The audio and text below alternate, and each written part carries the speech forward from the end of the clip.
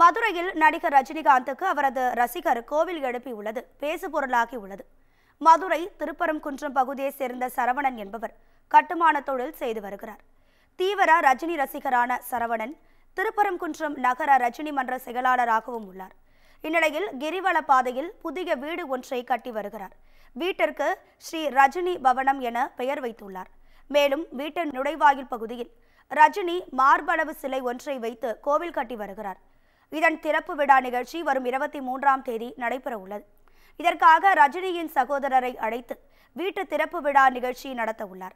இந்நிலையில் 40 ஆண்டுகளாக ரஜினி ரசிகராக இருப்பதாகவும் முன்னதாக வாடகை வீட்டில் இருந்தபோது வீட்டு உரிமையாளர் ரஜினி படங்களை கிழித்ததாகவும் அவர் கூறினார்.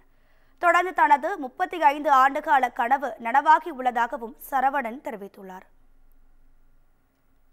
இது எனக்கு கிட்டத்தட்ட நான் சின்ன வயசுல இருந்தே எனக்கு மனசுல ரொம்ப ஆழமா இது இந்த வீடு இப்ப இன்னைக்கு ரஜினி பவனம் இருக்குது அப்படின்னா ஒரு 35 வருஷத்துக்கு முன்னாடி நாங்கள் வாடகை வீட்டில் குடியிருந்தோம். அப்போ தலைவர் போஸ்ட் சினிமா திரைப்படங்கள் விளம்பரம் வர்ற போஸ்ட்டுகளை எடுத்து ஒட்டுவேன். அதை கிழிச்சிட்டாரு ஹவுஸ் ஓனர் கிழிச்சிட்டு வாடகை வாங்க வந்தவர். அதை கிழிச்ச உடனே எனக்கு ரொம்ப மனசுல பாதிப்பாகி அப்பாட்ட கேட்கும் போது அப்பா என்ன சொல்லிட்டாங்க, எப்பா நீ சொந்தமா இடம் வாங்கி வீடு கட்டி உங்க தலைவர் பேர்லயே நீ வீடை கட்டி நல்லா அதுல சாமி கும்பிட்ற மாதிரி சிலையும் வச்சு கூட நீ கும்பிடு, உன்னை யாருப்பா கேட்க போறா? உன் வீட்டுல நீ பண்ணும் போது நீ யாரும் உன்னை கேட்க மாட்டாங்க.